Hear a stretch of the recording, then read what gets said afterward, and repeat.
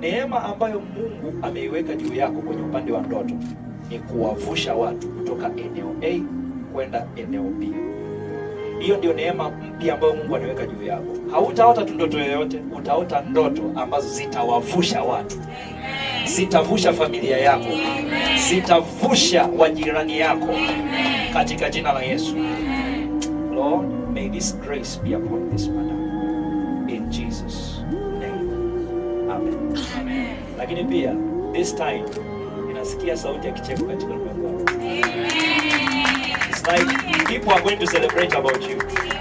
Sijui anaenda ku celebrate kuhusiana na nini, but they are going to celebrate about you. I see a sound of celebration for you. May a sound of celebration come for you. May a sound of celebration come for you. Hallelujah. Amen. God bless you. Mungu akubariki.